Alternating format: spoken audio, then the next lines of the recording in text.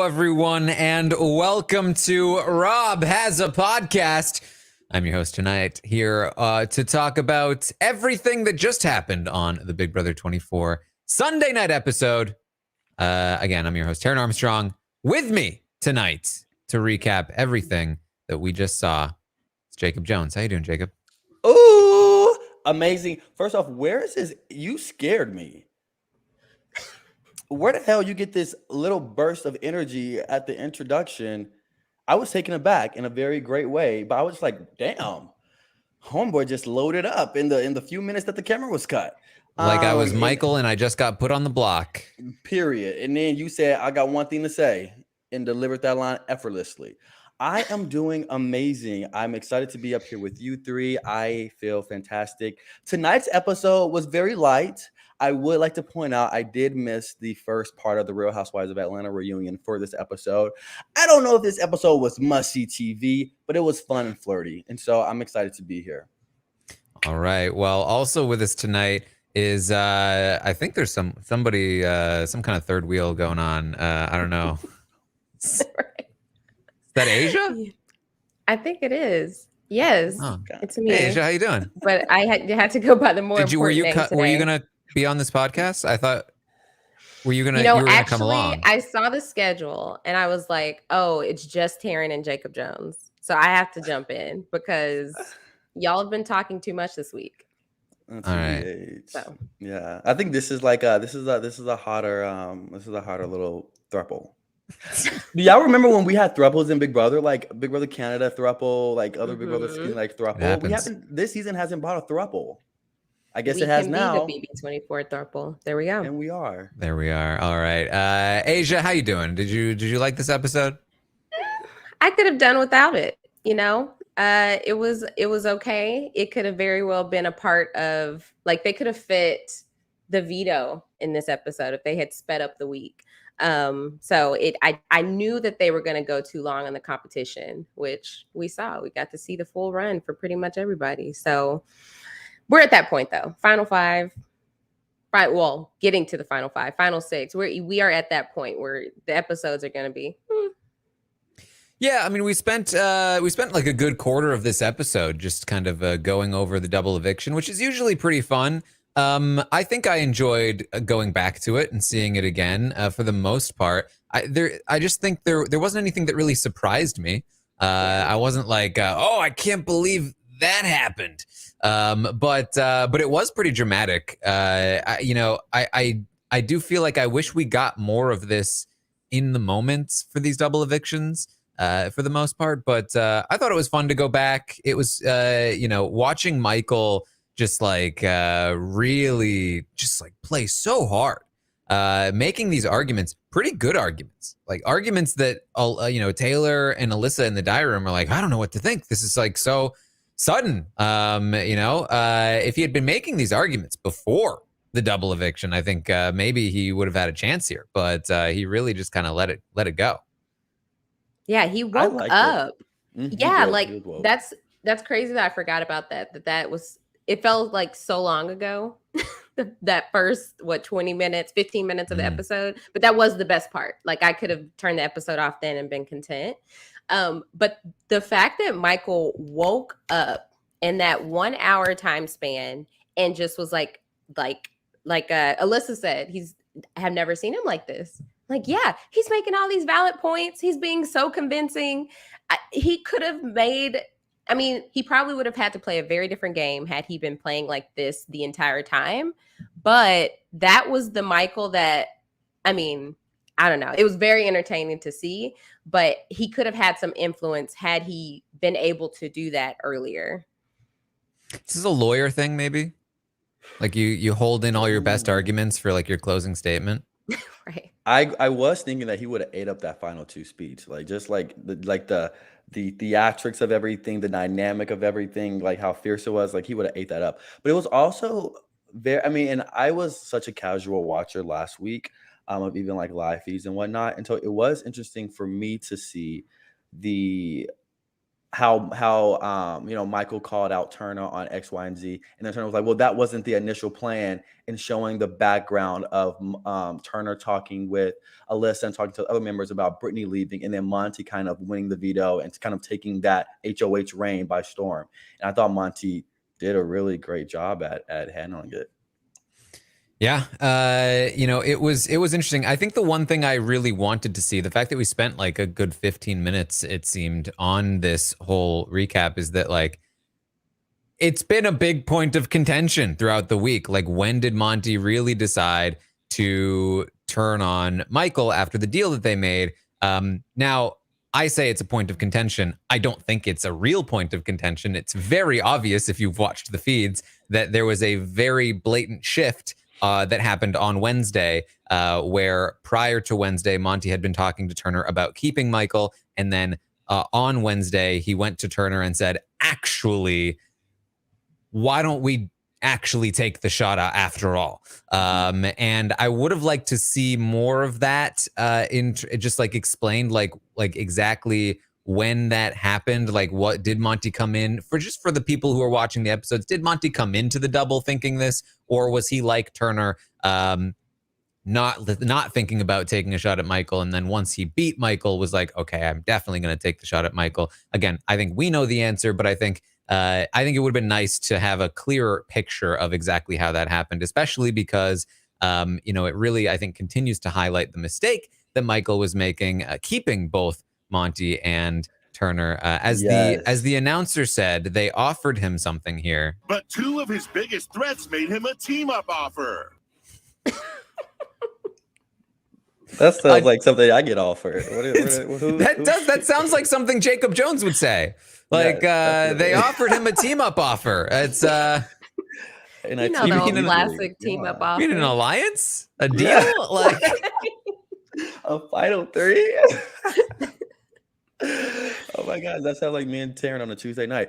But yeah, I didn't catch it, but as you were playing it, that was really good. But something that also shook me a little bit to the core in this episode, in the first part, was when Michael and Brittany, they were sitting, and we saw Michael kind of pop off and say great points and kind of out Brittany for what the hell she's been doing for the last couple of days, and you can say weeks in certain ways. But the fact that he apologized, but he had such he's just like, I'm sorry, Brittany, I couldn't. And then seeing their little dialogue back and forth as they're sitting together, I was like, because honestly, Brittany even said in her confessionals, and I don't know if I agree with her, I think she was being messy. She was being messy, a lot messy. And Michael honestly wasn't in agreement with this. I did see a couple of those parts, but she was like, everything I was doing that was messy was for you. And having them two sit on the block and having the discourse happen, I felt a little bad for Brittany, because if that was me and my homeboy, just like Jacob, a dirty little, not saying he said that, but like I'm putting it into my terms. Oh baby, I would be like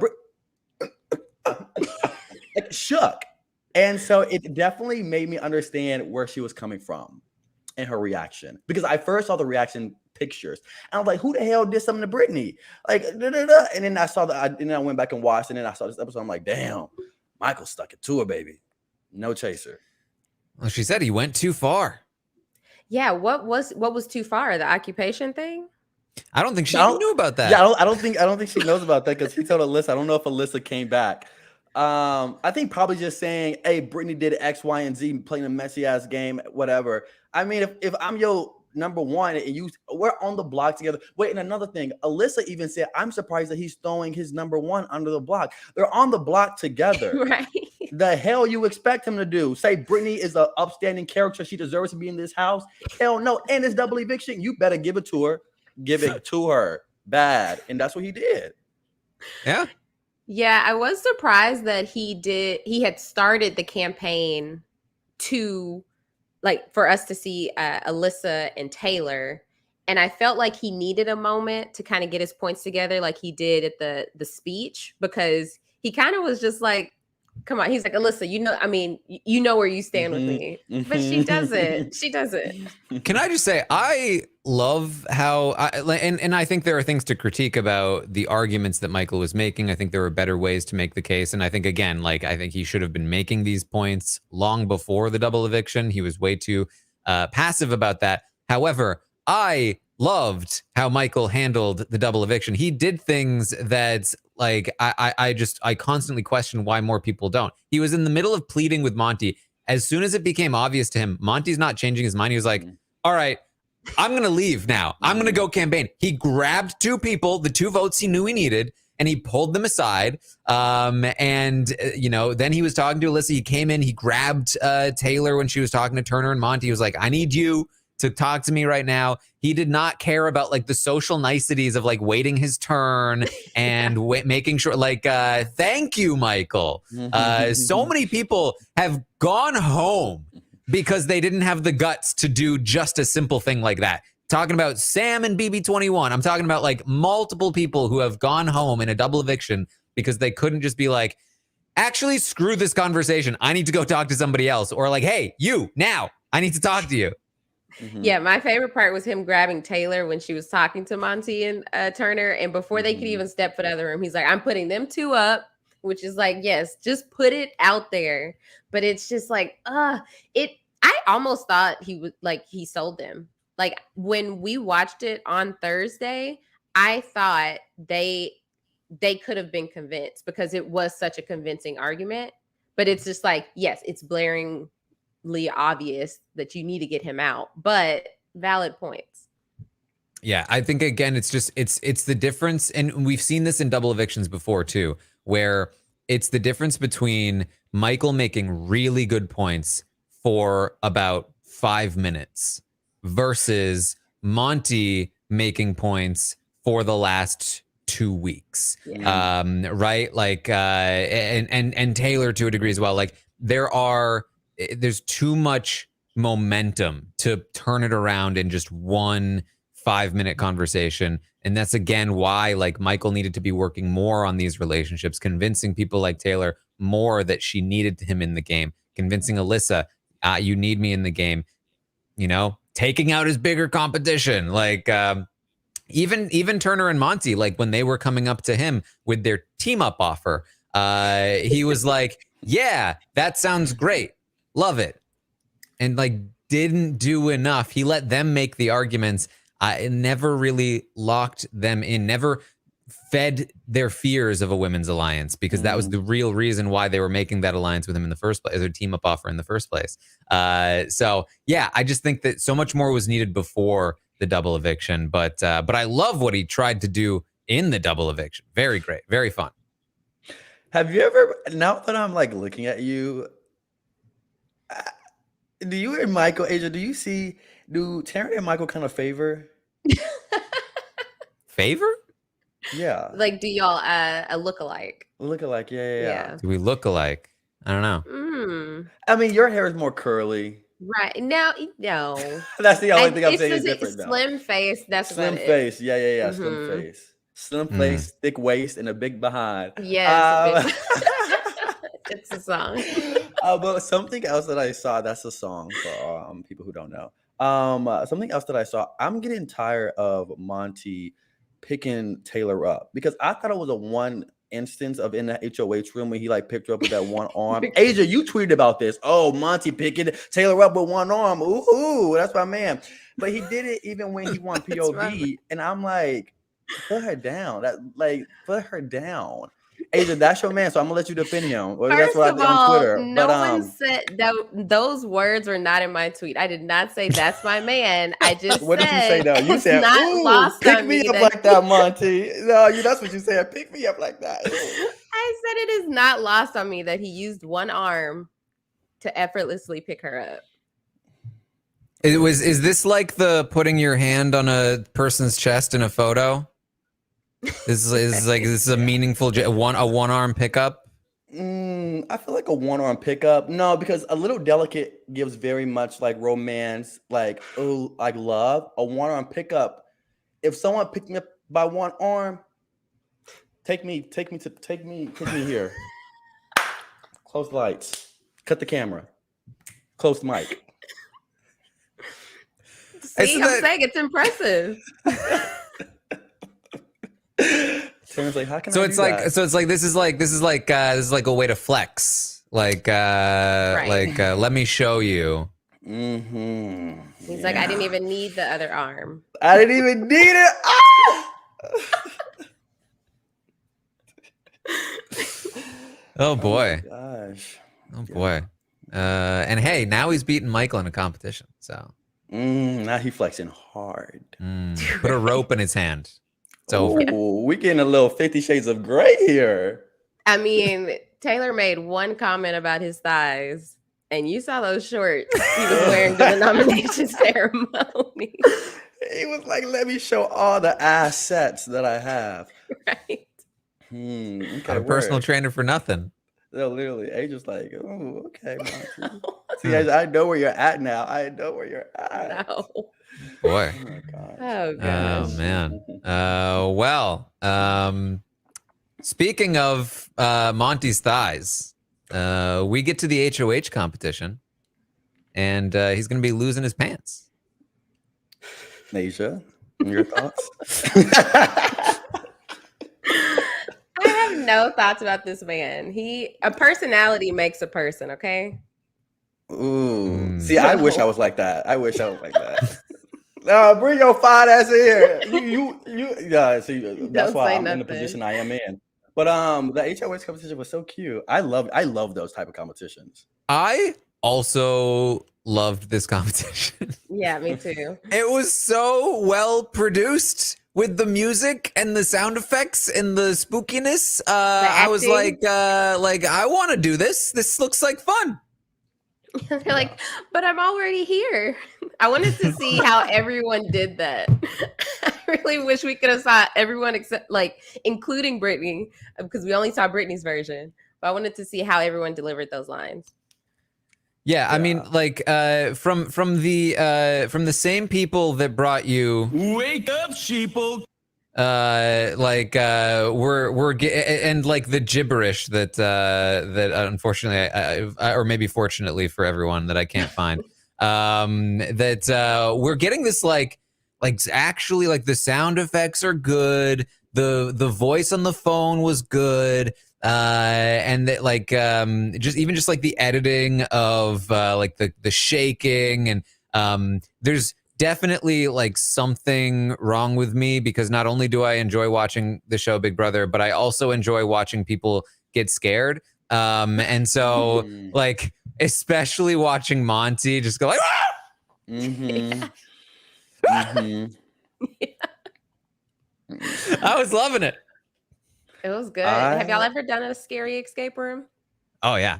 Oh, not a scary escape room. I don't mess with that type of stuff. No. So I well, mostly pre-pandemic, but I'm trying to get back into it. I've done like 40 escape rooms, and I did one in Hollywood that was like lights were off. We had to like find a flashlight. There were sound effects. Gave me very much this comp. But yeah, I loved it. Which one is it? What's the recommendation here? Remember? No, I can't remember the name. This was like maybe like 3 or 4 years ago. But I do know that it was like in Hollywood, maybe off of Sunset Boulevard. So that gives you a radius. Maybe they took inspiration. Honestly, did y'all ever watch the show Scare Tactics?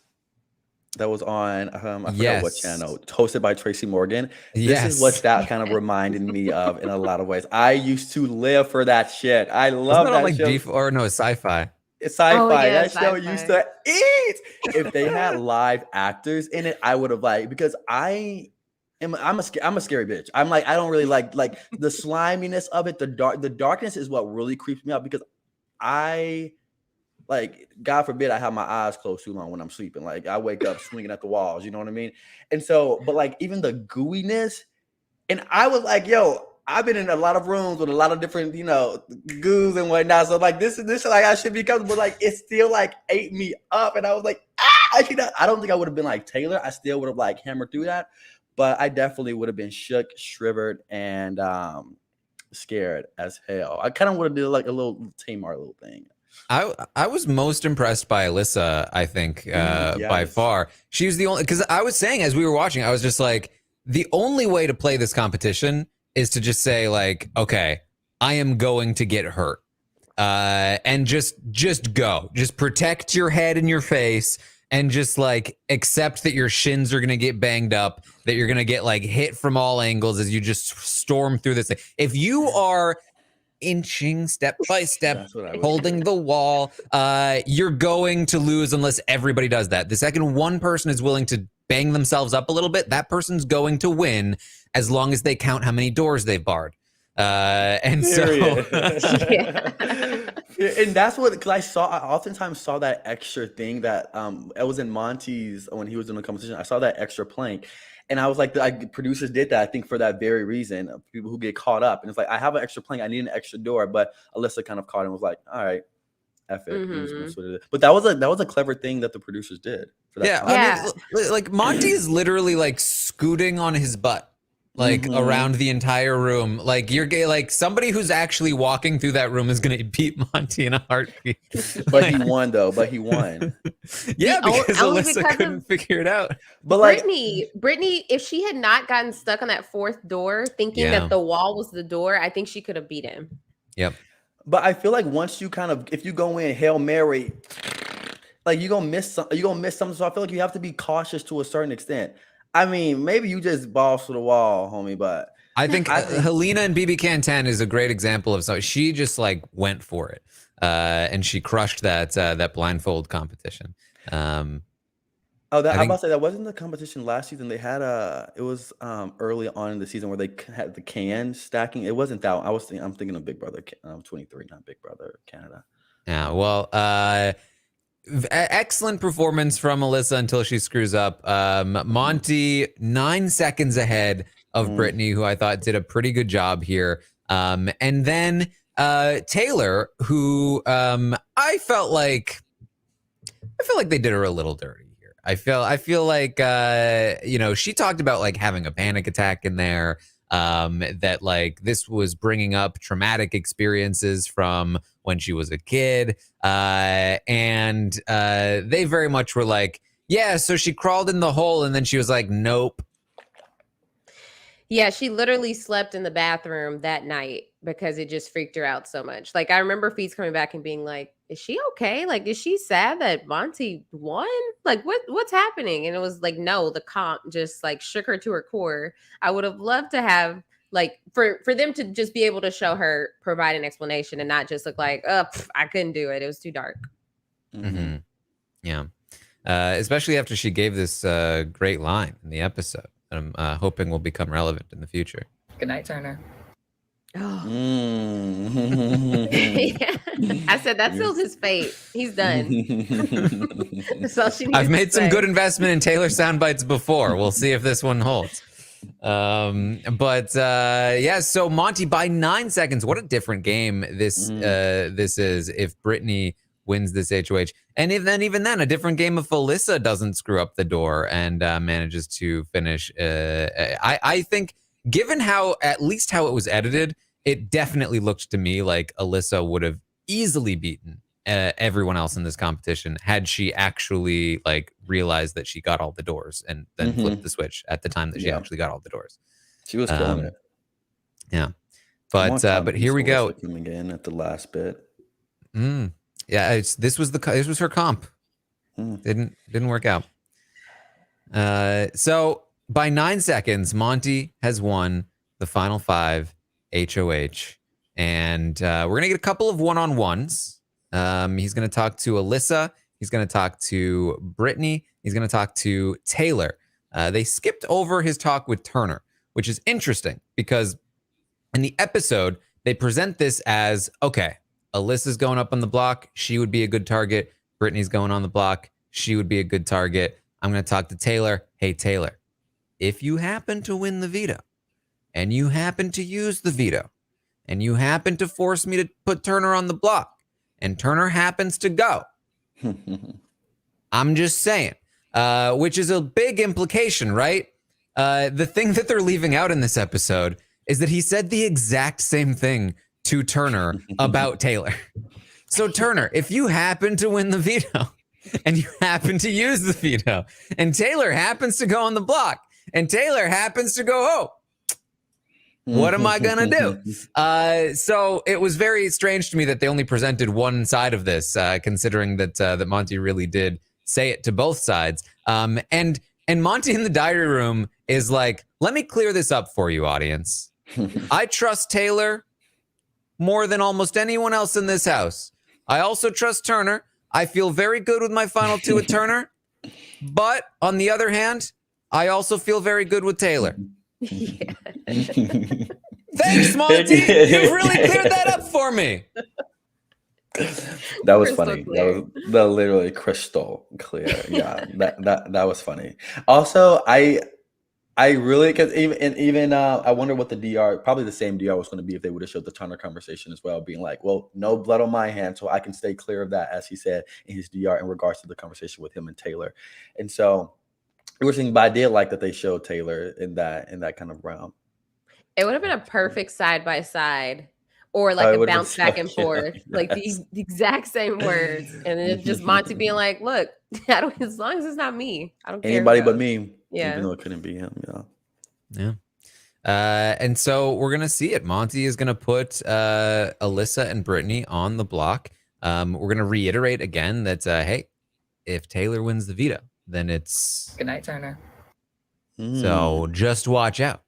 Also, wait, something else. When I just noticed this about Monty, and I clocked it, and I was really frustrated. When he delivers any type of news, he does it with a smile at the end, and I get very mad. I get pissed, quite frankly. When he was up during his nomination speech, blah blah blah, blah blah blah. Sorry, Jacob. It's blase blah. I just hate it so much. I'm like, stop, stop. Are you're a positive person, I guess, but yeah, I'm a good guy. It pisses me off when I see it. Probably I'm just a not a nice person. I don't know, but like when I see him smile after delivering any type of news, and that smile that he gives, and even. Wait, do you do spoilers on this episode? I know you guys do spoiler. After the spoiler alert. Okay, yes. I'm not about to say anything that's spoiler. But even when he was talking to X, Y, and Z, he was like, "Oh yeah, I don't know, Asia, that's your man." So I don't want to go too hard on him, but the smiling needs to stop. It's like, "Oh yeah, I'm putting you up." No. Jacob, you will not put this slander out there. People are going to walk away from here thinking, no. My man. No. You sound like me about Taran. Monty is not my Taran for you. But yes, I was thinking that too when during the double eviction when he went up to Alyssa. You're coming down, girl. Oh, that was like homie was feeling himself, feeling his oats, feeling his thighs, feeling his back, feeling the massages of Taylor rubbing the lotion in, feeling everything. Like, oh yeah. Like I'm just like, stop. No heavy breathing. No,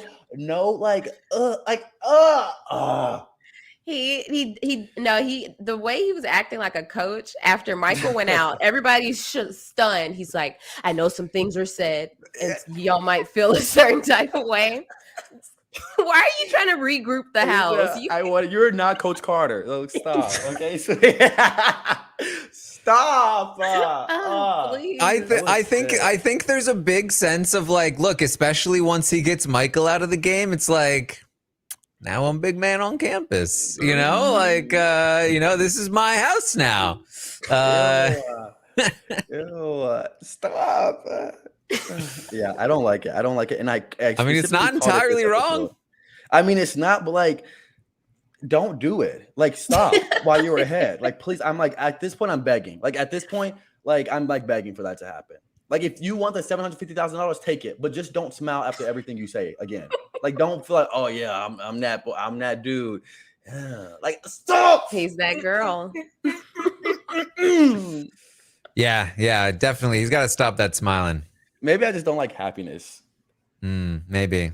I just don't like smiles that are ingenuine. If you're smiling because you're happy, yeah, but not just to as a period, Yo, literally, Aysha, exclamation point, period. Literally, that's what it is. I think that's what irks me. Jacob, did he give a smile? So he broke the news to Michael when he was using the veto.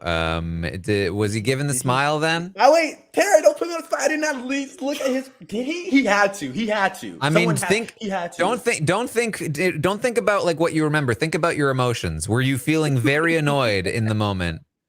I have to. He did. No, he did. I have to. You my biggest. It's out of respect. Yeah, he did it. He was like, it's out of respect. Like, I'm sorry. Michael's Michael's like, it's not respect. Not out of respect. It is. Like, oh my God. Oh. Yeah. I liked that too. Like it's I'm not switching up on. Don't do it again. After this season, like he has something like he needs, I don't know. Jacob Jones is going to talk with Monty, and Monty's going to be like, "Oh, hey, wait, Jacob I can't Jones. hear y'all. Wait, hold on, y'all talk. I'm a fix. It's okay. Oh, he muted himself. I was wondering why he kept going. Yeah.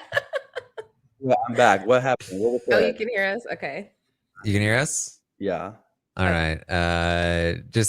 You're gonna be talking with Monty at some point in your life, and he's gonna be like, "Oh, Jacob Jones, nice to meet you." And you're gonna be like, "Stop, just yeah."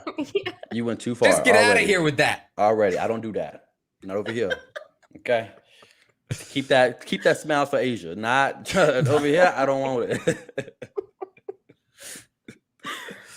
You lift me up with one arm, no smile. All right. Exactly. I want smile. Business. I want pure serious. Yeah, I don't want no friendly. If you pick me up with one arm, you better not smile at me. You better choke me up. I don't know. Oh boy. All right. Oh, now you don't know. Oh man, that's Oh my gosh, I've never been picked up by one arm before. all right. I feel like I'm light enough too. Well, I like what Monty did here. I feel like this was a good way. Breaking the news to Michael in the way that he did, I think was good. It took ownership of the move. I also think it's a little bit of a dig, right? For Monty to say, I would look like an idiot if I didn't take the shot at you right now. Because in my head, I'm like, yeah, Michael looked like an idiot when he didn't take the shot at you 3 times. Yeah. Oh man. Yeah, obviously Michael sees that. Like he should have taken him out. And then even to have Brittany on top of him all week saying he should do that and he still didn't. Like he should have done it. He had the thought like, oh, I should take the shot. And then even Brittany was telling him he now has to sit with she was right because now he's about to leave. Oh, it was too much happening at once. And he still pulled off good points. Yeah. Yeah, he thought. So here we go. Alyssa and Brittany on the block. That's mostly the episode here. Anything else from the episode that we should bring up? I did make one point that I wrote down in my notes app because probably it was a slip of the tongue. No telling. But when Brittany was talking to Monty in the HOH room, she said this, and I went back, but I heard it specifically. She said, Brittany says, now that Mike is gone, Michael, I just have to shorthand it in my notes. Brittany says, now that Mike is gone, shorthanded by not saying Michael, but Mike. Oh, I'm so impressive. Anyways, continuing. Brittany says, now that Mike is gone, I am playing the game for myself. And she said, for myself, not by myself. And I was like, I just caught that. And I was like, So I guess she wasn't playing for herself even when Michael was here. And she knows that she was playing for like second. But I just thought that was a interesting choice of words. And maybe it was like, a flip of the tongue or whatever. But I did. No, that's very much how she's operated. And she's been very open about it. Like she really was playing for the Michael win. And now no longer. He can't. That's why she's being so chaotic. Because she had already resigned to the fact that she's going to get second. But I also peeped that in her explanation about, Michael going too far, she was like, I've been, my whole game has been being Michael's friend. I'm glad self-awareness is key. Yeah, that's pretty much exactly how it went. Like, we do have a couple of done if he wasn't there. Yeah, I mean, go home probably. True. True. Yeah. All right. We got a couple of questions. You can ask some questions in the chat. Sam is going to be trying to keep track if you want to ask away. So ask very quickly so it's hard for him to read them all. Here's a question from Jordan. Do you think Michael will be back for another season? I think this is an interesting question because you would assume, having broken the all-time single-season Veto comp record, being a big character, going out the way he did, but at the same time, did not seem like production loved him. So what do you guys think? I mean, if David Alexander could come back for Big Brother All-Stars, I think Michael. Yeah, I think Michael. Yeah, I think he will. I think we'll see him if they do bring back people, but I think we'll see him again. Even though they kind of stuck it to him, a couple episodes back and kind of haven't been doing him favors. But yeah. Yeah, I think it would depend on how he handles everything coming out and how he reflects back on his experience. If he just takes it in, just as I totally understand the fan reaction or how I was, portrayed on the show or how things were edited or whatever. I think the invitation would be given, but I think it would be on Michael, depending on how everything goes right after he gets out of jury, if he would say yes or not. All right, hear me out.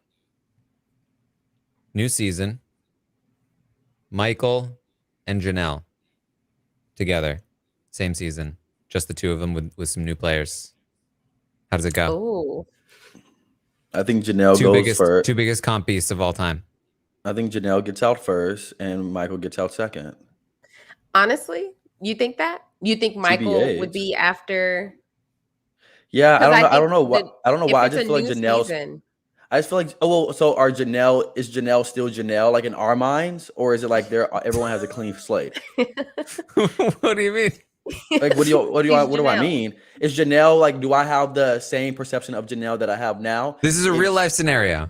So she's never played Big Brother before. No, this is real life. She's played it 4 times now. Okay, yeah. I mean, I feel like Janelle's personality is more powerful than I feel like Michael's in But I'm thinking recency bias. I'm thinking you're bringing in new players. Half of them probably have only seen the last couple of seasons. They're going to think, oh my gosh, it's Michael. He wins everything. Not, back in 2000, they may not be aware of the threat of Janelle. Hold on. Addendum.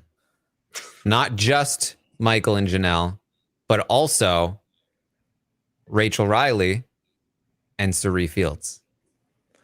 Oh, right. We get that snake in the grass. You're getting the snake in the grass. Yeah. Yeah. This is Taran's wet dream. Yeah. Iconic nonetheless. Suri for the win. And bump it up to 1 million. Right. Make it happen. Also, what about James Ryan? Wasn't he like a comp? James Ryan. He was the original Veto King. Yeah. I'm surprised he hasn't been back since season 7. Yeah. You said Frankie. Frankie tweeted something the other day or posted, or I saw somewhere him talking about his 9 comp wins. Frankie Grande? Mm-hmm. It was an article. What? Oh, he was trying to battle the block himself up a bit. What is that? Suri Fields wasn't. And my wins were fan favorite wins. Oh, it was Battle of the Blocks. Yeah. So on. The all-time fan favorite. Will be very interesting though. All right. We have a question from Mo. Will Michael and Brittany make up? Brittany's already made up with Michael by herself in the house in the diary room with the friendship bracelet. With the bestie, bro. You better take that shit off. He dragged you across the floor, mopped. You better go in there. If you go to the jury house, you better give him something and say it with your pinky out firm and with your neck a little curved. And I'm not playing no games. But yeah, they probably will. Like Brittany's not that type. And Michael's not that type. He seemed very apologetic. In this situation, Brittany would be the one that's mad, but she's not. Mm-hmm. Yeah, she's not. Yeah. So work. Montserrat asks, what's the reception for Michael going to be at the jury house? How's it going to go for him when he arrives? Terrence comes in first. He says, guys, I've got so much to tell you about Michael. And then Michael comes in and he's like, hey, what's up? No, literally. And I know Terrence is gonna like have like a hard on to just like throw him completely under the bus, like immediately. Like, oh yeah, guys, I'm out. But let me tell you about this little dude. Let me tell you about this. Let me tell you about him. And then Michael's gonna come in. I think it's gonna be a very hard reaction. I mean, especially we saw from the last jury section, Joseph and Jasmine were kind of, how production kind of edited that situation in a not great way for Michael and Brittany. And I think that cadence has kind of continued to the house guests and kind of what they see. And, so I think it's not going to be very loving initially, but they're all normal people, friendly people for the most part. So if they can forgive Kyle, but I'm nobody's compass. So. All right. Well, Christine wants to know, does Brittany have a chance to win the game if she wins the rest of the competitions? Brit. Is it possible? Yeah, Brit, yeah. She didn't say Brittany. No. Does she have a chance to win? To win the game? No. I think she loses against every person that's left. Outcome looks grim. Yeah. Yeah. Because she's not even good. You're dressed in black. She's not even like Michael. I mean, I didn't see it in any of his exit interviews. I didn't read them all, but it didn't seem like he's going to go in there championing for her to win. So if he's like, if she's trying to take credit for stuff and he's like, no, that was my move. If she doesn't even have him like in her corner. I mean, yeah, we've seen how Michael operates. He's going to go into that jury house and they're going to be like, Michael, we have to talk about the timing of that Kyle thing. And he's going to be like, this is my priority. Sorry, Brittany, but I'm going to have to use all of my power here to recuperate my own image. You're on your own. And when Brittany gets into that jury house, if she does, it's gonna give that. It's gonna give exactly that, and it's gonna be like she's not gonna know what to do with herself. Yeah, she's gonna be panicking. Yeah. All right. Okay. Are we ready to talk about some spoilers? Wait, do we not have any more questions? There are a couple more questions, but we can spoiler them. Oh, well, one more thing from the episode. I did like the flashback to Alyssa and then the lower third saying the last time Alyssa had cider. I love that too. I love that.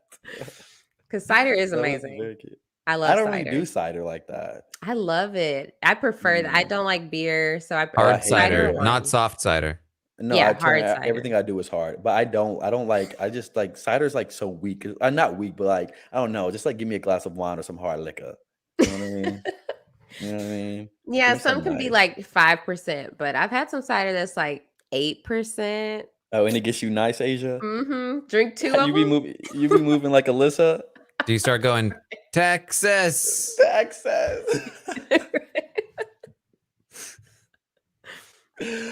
Literally. Oh, it's not this. This is I love you, I think, in sign language. Yeah. This is This is Longhorns. Hook 'em. Yeah. No, I was just there this weekend. Like punk rock. I know. I saw you met the girl from the Ultimatum. Yes, Shanique from the Ultimatum was there with Randall. They're still together. And she was so sweet. And she saw Pepper and she thought Pepper was so cute. She said, oh my gosh, her eyes are beautiful. She was so nice. She took a picture with me and my brother. It was so cool. So I never commented on a dog's eyes before. They're light. They're light brown. They're or beautiful. Are you pretending to be Spider-Man? Who the hell are they referring to? Oh, this. Oh. You got me there. I'm like, who the hell are they talking about? Oh my god. All right.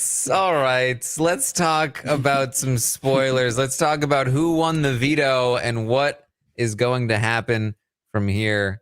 If you're leaving now, thanks for joining us. Make sure you tune in for the roundtable on Tuesday and the episode recap coming on Wednesday as well. But in the meantime, here are some spoilers. The Office of Civil Defense has issued the following message. This is a spoiler. Warning. A spoiler. Warning means that an actual spoiler against this country has been detected and that protective action should be taken. I like that little lip bite that you do, homie, right here. Okay, you try. You gotta look at him. No, literally, you try to sex it up a little bit. I'm with we the both rebrand. look at Taran. Where is that? This way. What are we, the Brady Bunch? Right. This was you, Taran. Look at this. I'm gonna do you. Okay. Can we get a re-edit of a side-by-side with Jacob Jones and me? See how accurate this is. Taran was biting that lip for dear life. Oh boy. All right. Who won the power of veto? Dun, dun, dun. Let's see. Who was it? It was Brittany. Brittany won the power of veto. Monty did not compete in the power of veto. He had better things to do. Like put in contacts, right? Is that what I heard?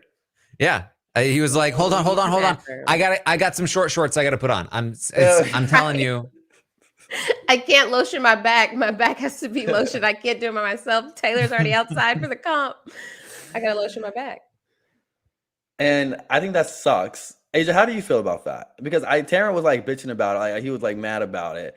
I was pissed about it too, but I wasn't like that mad about it. I was like, all right, homie. I thought it was a joke at first. I thought it was very facetious. Not facetious. No, it's the wrong word, but whatever. It could, I don't know.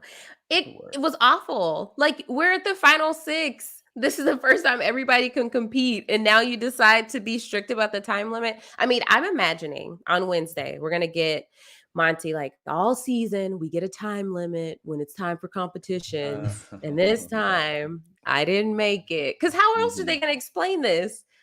What time crunch are they on? Did they have like a celebrity there that could clearly not, because they haven't talked about anything, but like what was the time constraint that they couldn't start 5 minutes later?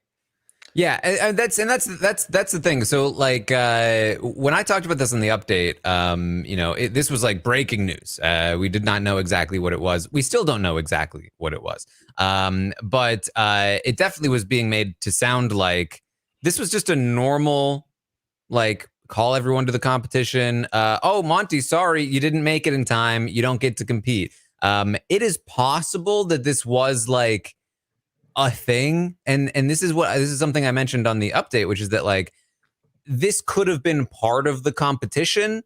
They've done that before, like once before, but where it's like, hey, this is it. You gotta go. You gotta get out there. If you don't get out there, you're not gonna be able to compete. If this was just like a regular situation where they just decided arbitrarily to like not let him compete, that's ridiculous. If this was like, this is part of the competition, you got to get up, you got to get out, then that's maybe another thing. Still, though, it's just a very strange circumstance for sure. Yeah, like maybe it was last one out is just out. Like the comp was something very different.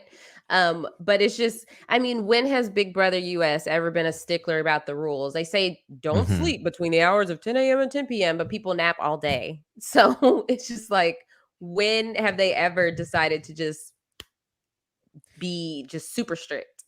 Yeah, people have also said, like, because I talked about how he was like, well, he might not have been allowed to wear his glasses at all. People are like, oh, Michael wears his glasses. Yes, because some people are allowed to wear their glasses because it's part of their look. Other people, like earlier in the season with Kyle, not allowed to wear his glasses in a competition because not part of his look. So I don't know if Monty had to wear his contacts or what, but that was one of the things that definitely slowed him down. So who knows? But either way, we'll probably maybe find out a little bit at least on the Wednesday night episode. And the ultimate result here is that Brittany is the Final 5 veto winner. She does plan to take herself off the block, and Monty intends to put Taylor up in her place. However, he has gotten Turner to agree to evict Alyssa over Taylor. And even if Turner didn't agree, as long as Brittany votes to keep Taylor, it will be a tie. Monty intends to break the tie to evict Alyssa and keep Taylor. That is Monty's plan. Alyssa out, head into the Final 4 with Turner, Taylor, and Brittany. That is where things stand right now, Aysha. So no matter what, You do not think that Brittany will vote out Taylor? Oh, I didn't say that. Stop scaring me. Oh, I don't even want to think of that as a possibility. I talked about it this morning. I do think there's a very compelling case for why Brittany would choose to evict Taylor here. If she's playing for herself, right? Alyssa is the person she has a snowball's chance in hell of beating in the game. And if she said to Turner, "Hey, let's make a deal. You and me, we'll vote out Taylor together. We'll keep Alyssa. It'll be us three versus Monty in the final four veto. He can't even compete in the HOH. And then you're in the final three with me and Alyssa. It's a way better spot to be. You beat both of us, and Alyssa takes you if she wins. Versus in there with Monty and Taylor, they both beat you, and they both take each other if they win. Why wouldn't you want to be in this final three instead? It's a pretty compelling argument. I don't think it'll land that well with Turner, although I do think Turner would like to keep Alyssa if he could. I don't think he would actually work with Brittany. But it's possible that Brittany makes the pitch. It's possible that Turner considers, voting out Taylor here. So we will see. We will see. As of right now, things do look pretty solidly in the camp of keeping Taylor, but there is still some time before the eviction. Jacob Jones. I'm excited for it. So you look like you're in emotional distress. Someone in the chat is making me laugh right now. But that was a good synopsis for it. That was a good what? Synopsis? What synopsis? Mm-hmm. Like it's like a I like how you fade out because you're like a synopsis. I don't know the last. Yeah, it was a good run through. No, I like it. Yeah. It makes me nervous, especially stuff we're seeing today, which I'm sure you're going to go over tomorrow. This conversation that was happening during the episode. I just don't want Taylor to be linked to Monty and what he's doing right now. I don't get the purpose of getting Brittany to admit to the things that she's lied about. Is that what's going on right now? It's a very strange conversation. Obviously, unfortunately, I haven't been able to keep up with it because the episode was on, and then we've been podcasting. I was able to listen to a bit of it in between the episode and the podcast, and it definitely was like a weird vibe. We'll talk about it tomorrow morning, but it was a lot of like talking about the Kyle stuff, talking about the Turner stuff, Brittany denying that she had a final two with Turner, talking a lot about moving forward as a final three. And now Monty is talking to Turner and kind of seemingly, I think, recapping it for him a bit, still very firmly locked in on making sure that Taylor goes up on the block and that Turner does not feel like he would go up on the block. I don't think that Monty has changed his mind at all, but it was definitely a weird conversation. Yeah, it's definitely Monty being high on his own supply because there was no reason for the way he was talking to her. Because she was going wild last week and a lot of the game, but it's just like, what does he get out of it? She's safe right now. It's not really a productive conversation to move forward. But yeah, I'll be interested in hearing the whole conversation because I was watching it in between, like during the commercials too. You know what this kind of sounds like, and trust me, I probably know less than y'all do, but it kind of sounds like when Brittany was talking to Jasmine before Jasmine was evicted and saying, "Hey, we know everything that you did in this game. I need you to admit it right now to us. Even though we're evicting you, I still need it to come out of your mouth." And it's like, for what reason? Why? Like, just leave her alone. And so kind of Brittany is safe. So it's kind of like, are you just trying to, mess up that relationship a little bit? But we'll see. Yeah, especially because like one of the whole points of keeping Turner in the game for Monty is to leave somebody in the game that Brittany will target over him. So, make Brittany feel good about you. Yeah. Right. Like, you want Brittany to be saying, "Good night, Turner." Right. Literally. Yeah, that's one thing I think I kind of got out of this episode was how much Brittany wants Turner out over Monty. I was like, I didn't realize, I thought it could go either way for her, but the fact that she felt so passionate about, like, if she had won HOH, she would have done that. I'm like, Monty, you're not helping yourself because you're creeping up to be a preferred target. I mean, even if she gets HOH, though, she won't have any sway, but it's still, it doesn't help.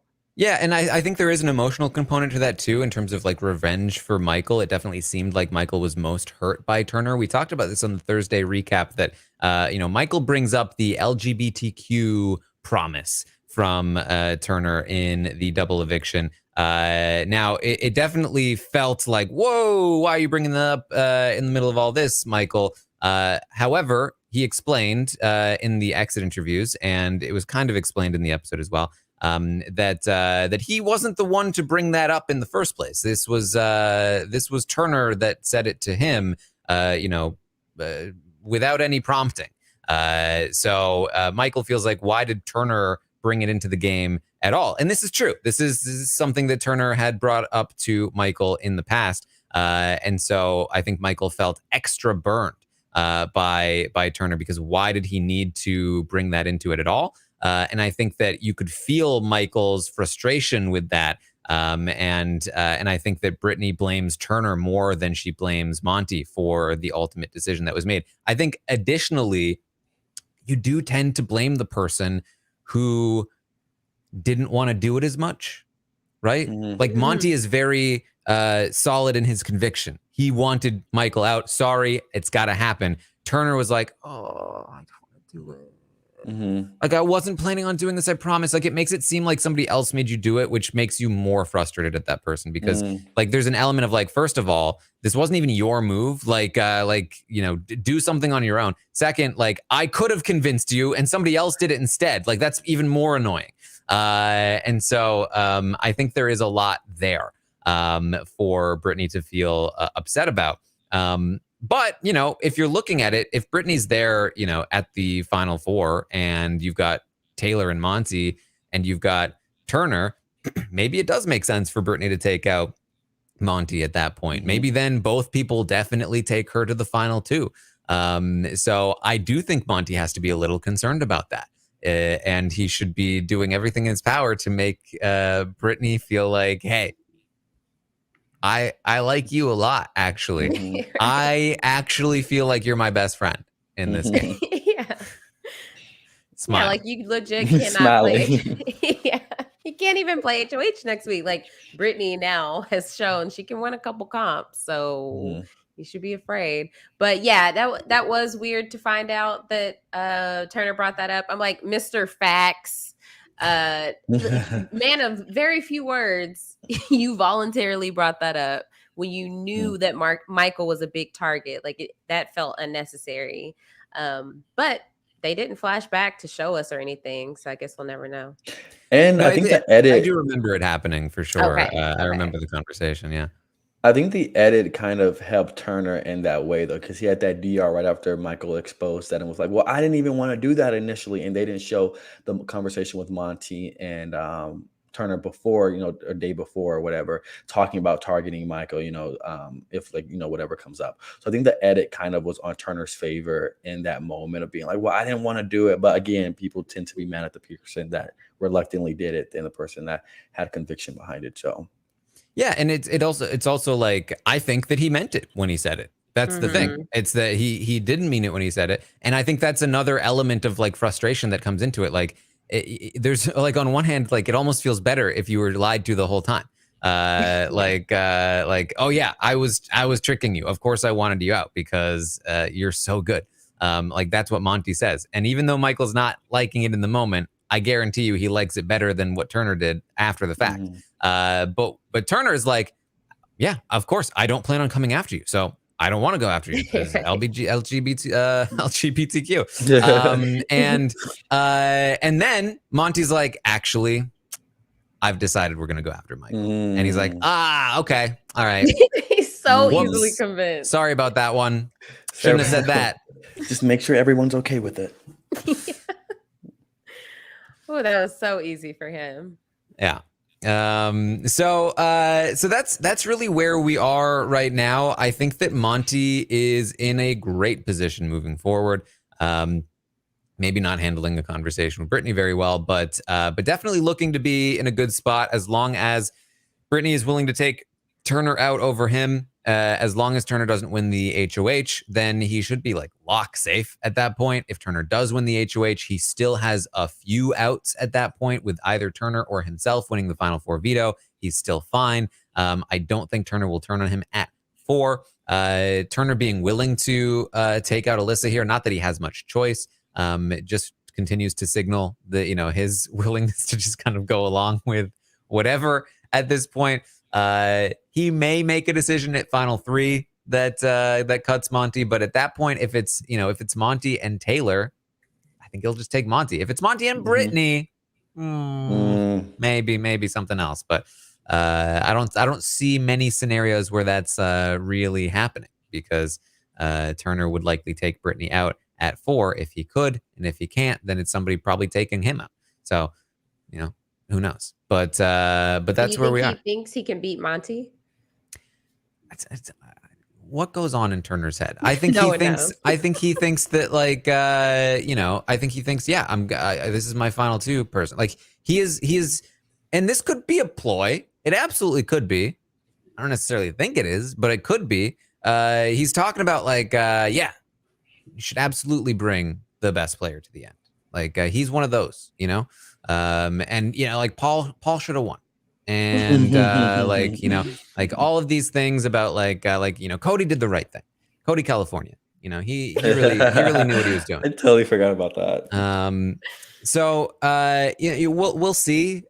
You'd think that after last season, like what happened with Kyland, like this would be the absolute anti, like you'd never want to do something like that. But, again, though, like it's not like he has much of a choice. Like if there is a part of Turner that's like, I wish I could do something else, then maybe that would happen. Maybe he would take out Taylor over Brittany at 4.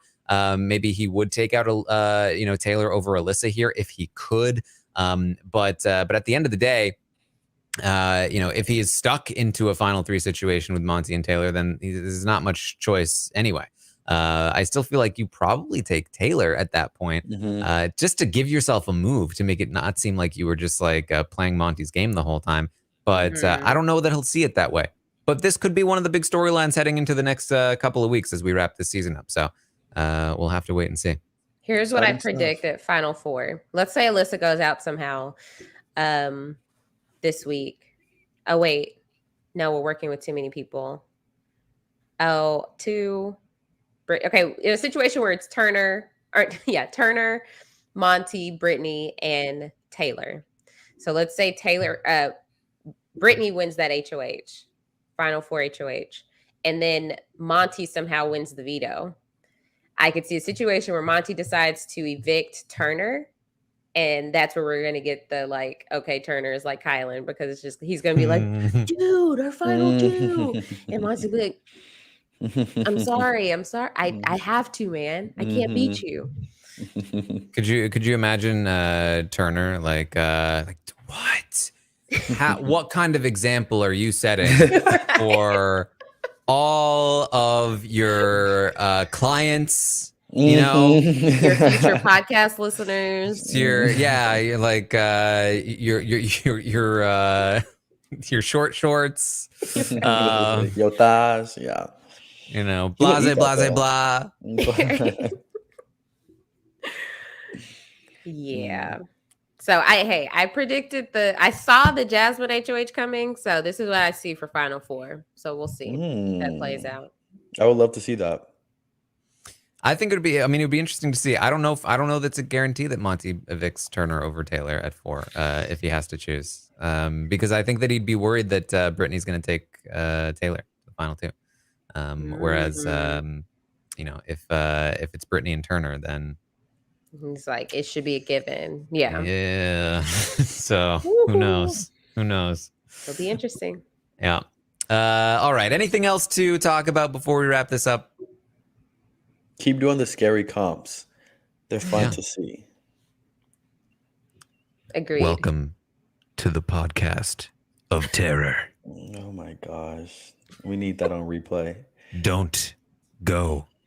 Don't put the earbuds in your ear. Okay, They're already in my ear. They're already. I know, right? They're already in my ear. Then it's too late for you. Oh, you would be a very great, like, erotic, like, Just period. Yeah. A great period. Yeah. All right. So that's what we've got for you. Make sure you tune in tomorrow morning, 11 a.m. Eastern, where I will update you on everything that happened today on the Big Brother 24 live feeds, including this weird conversation between Monty, Brittany, and Taylor that happened during tonight's episode and podcast. We'll see if anything changes with the decision between Alyssa and Taylor. If Monty decides to change his mind, if Brittany or Turner decide to change their minds, I will keep you updated on all of that. You can, of course, also find Jacob and I tomorrow on Twitch, twitch.tv/Taran Armstrong, episode 2 of the Edging show, where we're edgy. We edging. I've got some stories to tell. Jacob's got some stories to tell. We have some live to talk about. We have some catching up to do. It's always a good time. Just us getting off.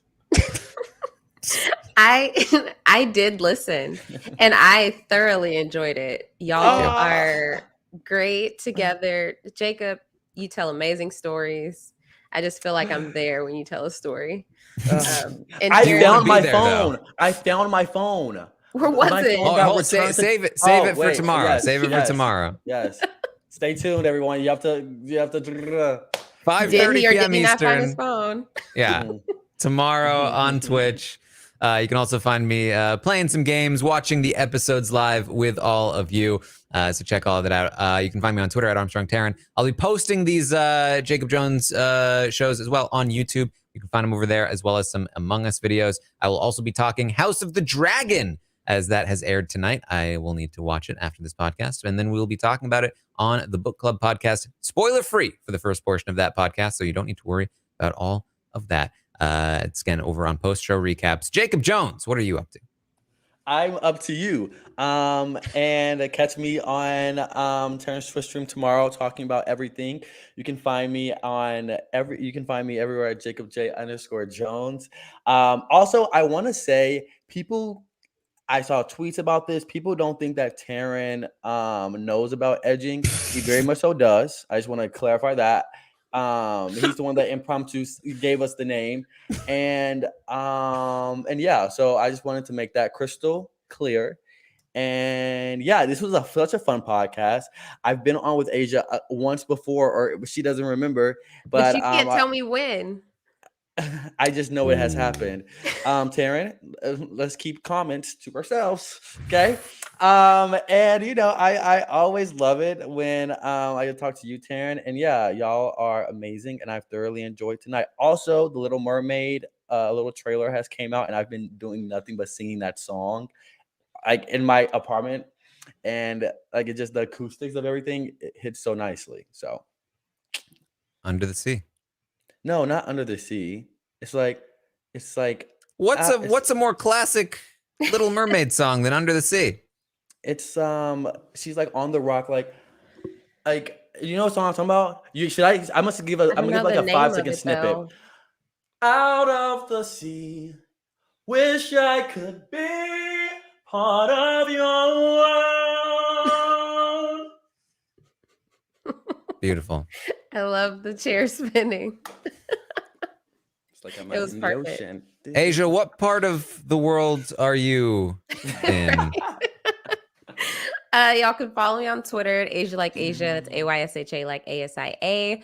I have been podcasting about this season of Married at First Sight, season 15, over on the Perfect Match podcast with Jason Reed. We're halfway through the season, so come check us out. You subscribe to the Love at First Sight feed. You can get all of those podcasts, and also subscribe to that feed because Love is Blind After the Altar season 2 is coming out soon. It's dropping on September 16th. So Mary and I will be back to cover those 3 episodes. And then also last week I joined Rob and Jenny, and Scally was there as well. We talked about episode 9 of Claim to Fame. So if you're catching up on Claim to Fame, listen to the podcast along the way. It was really good. I had a fun time. So yeah, everything else I'm doing, I'll talk about it on my Twitter. All right. Also, can I say one more thing? Aysha, I see you on the round tables and you do such a good job. I stay in for like a couple minutes, then I dip out. But when I come in and I see like so like seamless how like everything comes together. I think you're so like you just do an amazing job on the round table, because that's what I last saw you on. But you've done so much more. But you do so great on the round table. And in the round table, the round table for me is very hard to do, because you have to like my memory. Give me one good sleep and everything is gone. You know what I mean? Like I have to like write things down, and I'm just not that type. So it's very difficult for a person like myself to like really go on the round table and like spit facts and like know about like the things that are happening in the house and be like timely and like, just know your shit. And you know your shit. And it's like awesome to like hear you like spit your shit and everything like that. So great job. Thank you so much. Yeah. Taran was right. You are unafraid of kindness.